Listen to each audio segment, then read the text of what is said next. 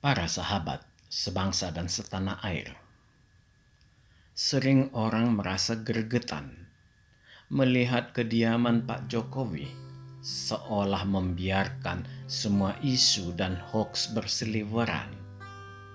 Terkadang bisa sampai membuat orang menjadi mengernyitkan kening. Kenapa semua dibiarkan? Seperti tidak ada hukum lagi. Semua orang sangat bebas bermain dan mempermainkan narasi, baik yang sudah ada untuk digoreng maupun dengan membuat yang baru. Semua untuk membombardir lawan politik. Bila saya katakan lawan politik, sebenarnya kurang tepat lagi dimunculkan saat ini. Karena proses pengkutupan sudah selesai dan posisi tiap partai juga sudah sangat jelas. Mungkin lebih tepat bila saya katakan akibat kebencian kepada Joko Widodo yang sudah mendarah daging. Iya, semua mitra liur diarahkan ke Joko Widodo. Mereka memang membutuhkan sosok untuk dipersalahkan atas semua ketidakpuasan mereka, atau sebagai penyebab nasib buruk yang menimpa mereka. Inilah bentuk kebodohan yang tidak bertara. Para sahabat yang saya hormati, Jokowi memang orang yang sangat unik. Dia sangat tahu apa yang diperbuat orang padanya. Tetapi sebenarnya sangat banyak hinaan, hoaks, pelecehan atau lainnya yang sangat terang benderang yang bisa dibawanya ke ranah hukum untuk membuat pelaku hal tersebut mendekam di prodeo. Sialnya, itu tidak dilakukannya. Ini membuat banyak orang yang menyayangi Jokowi menjadi garuk-garuk kepala. Yang bersangkutan saja tidak mau melawan. Kenapa orang lain yang menjadi sibuk untuk berusaha memenjarakan orang yang memusuhi Jokowi? Sekalipun demikian, sekarang bisa kita melihat dampak dari kediaman Jokowi. Terlihat sebuah keunikan bila kita membuat pertanyaan, apakah imbas dari perbuatan musuh Jokowi itu semakin meluas? Harus jujur kita katakan, memang tidak. Bahkan semakin hari gaungnya semakin tidak ada. Hanya sekedar menjadi letupan-letupan kecil yang kemudian menghilang. Mengapa bisa hal seperti ini terjadi? Para sahabat yang saya hormati, bila dahulu saya pernah mengatakan pembangunan yang dilakukan Jokowi sangat masif dan luar biasa, serta saya sangat mendukungnya.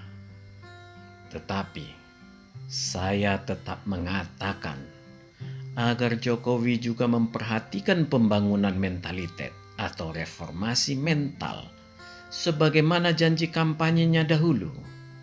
Entahlah, saya tidak tahu apakah ini sudah berhasil dalam pelaksanaan secara program kampanye Jokowi atau tidak. Tetapi keadaan Indonesia menjelang akhir pemerintahan Jokowi saat ini harus saya katakan luar biasa. Sekali lagi, saya tidak bisa mengatakan bahwa ini berhasil secara terprogram atau tidak. Yang jelas terlihat adalah munculnya ketahanan kebangsaan secara menyeluruh di lapisan masyarakat akan kesadaran atas NKRI-nya. Masyarakat tidak bisa lagi dirongrong oleh orang-orang yang menggunakan jubah agama maupun kebanggaan atas etnis agama tertentu. Semua ini, bila kita perhatikan, dikarenakan kesalahan memilih sasaran tembak. kalangan orang yang memanfaatkan agama ini sangat banyak melecehkan Jokowi. Mereka melakukan kesalahan fatal dalam memilih musuh. Kediaman Jokowi membuka nalar rakyat Indonesia bertumbuh dan berkembang di seluruh titik Indonesia, melahirkan kembali kesadaran bernegara. Artinya, negara ini adalah milik Nusantara. Tidak ada etnis lain yang bisa mengklaim apapun alasannya.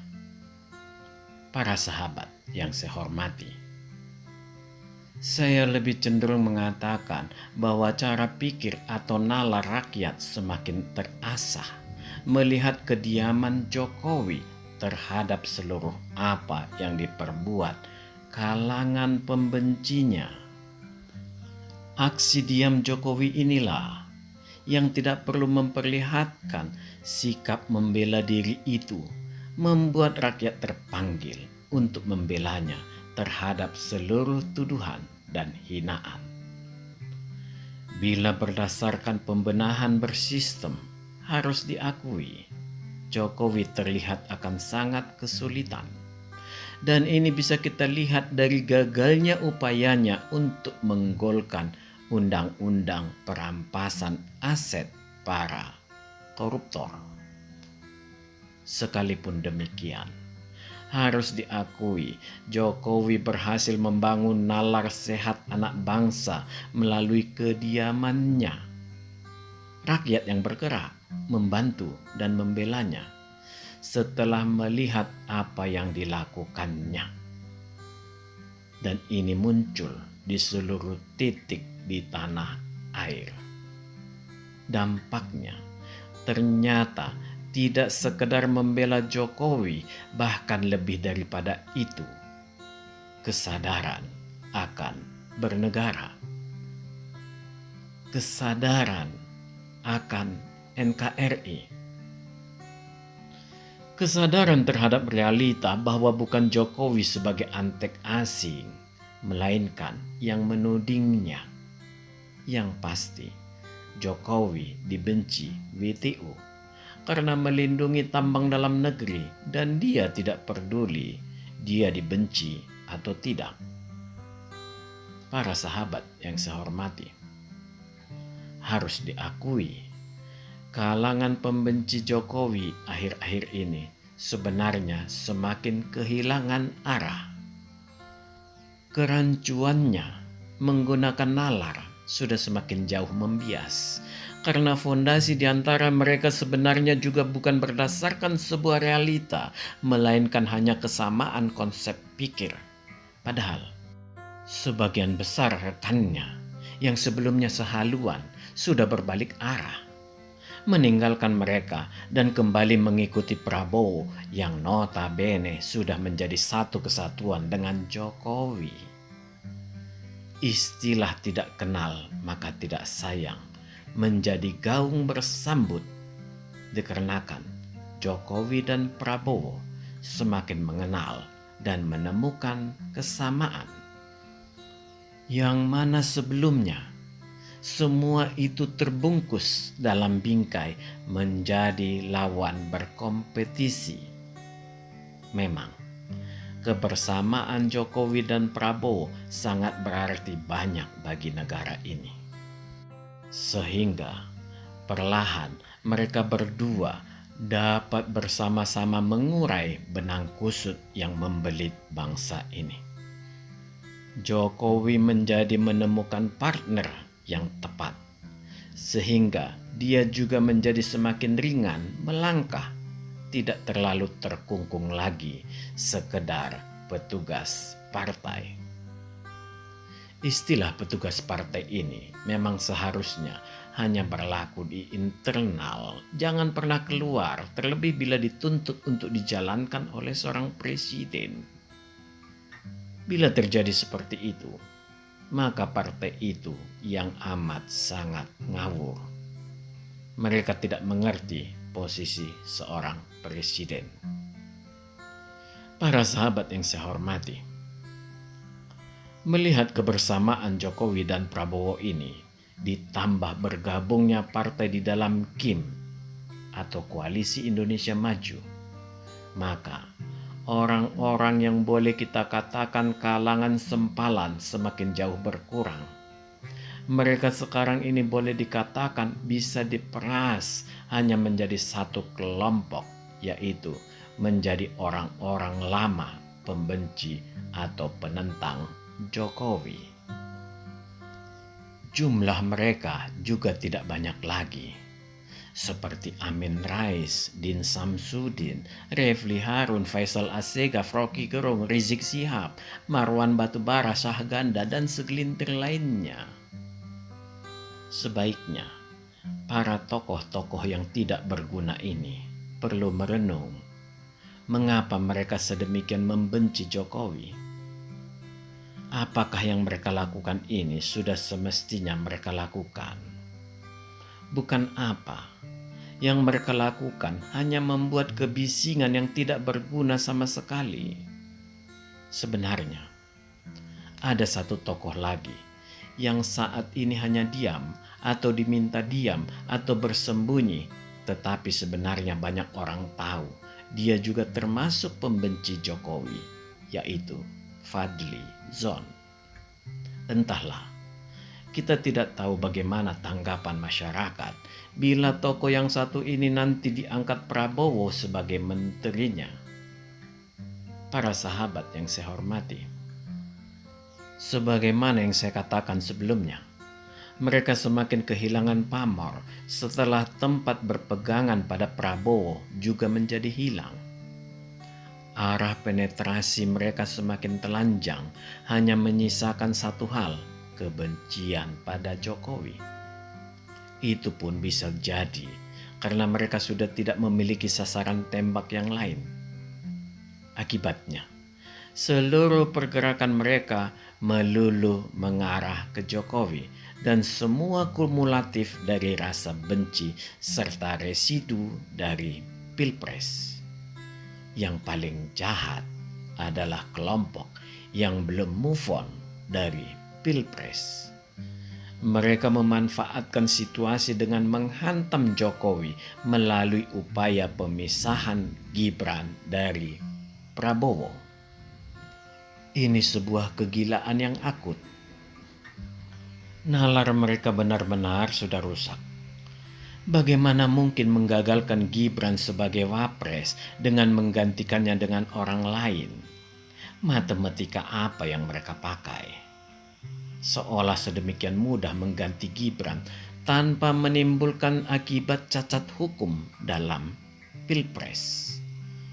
Mereka ini sebenarnya harus diperiksa satu persatu yang memunculkan ide tersebut. Rangkaian sasaran mereka bukan sekedar tidak mengakui Gibran, tetapi menolak hasil Pilpres dengan cara menghasut sekaligus hendak mencederai Undang-Undang Dasar 45. Inilah otak yang sangat jahat dengan berpura-pura bodoh.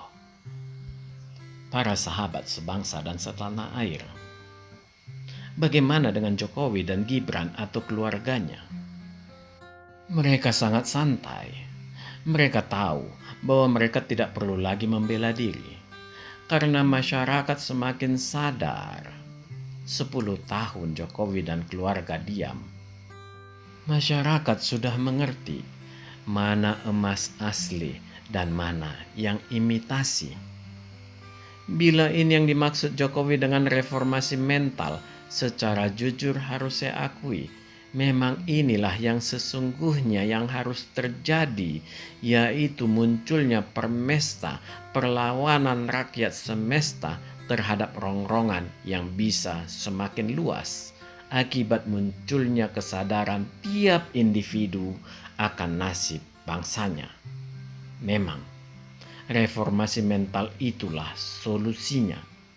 Jadi, bukan pada sekedar penegakan hukum, sekalipun dengan sekeras mungkin atau secara habis-habisan. Kelompok sempalan ini bisa memberi dampak mengkhawatirkan bukan pada masalah meluasnya pengaruh mereka, melainkan dampak mempermalukan keluarganya sendiri dengan mempertontonkan kebodohannya yang akut. Yang pasti, itu tidak berlaku bagi Rocky Gerung, karena dia tidak memiliki keluarga. Sekalipun dia memiliki keluarga, tetap tidak akan pernah dipikirkannya, karena dialah manusia paling dungu yang pernah saya temukan.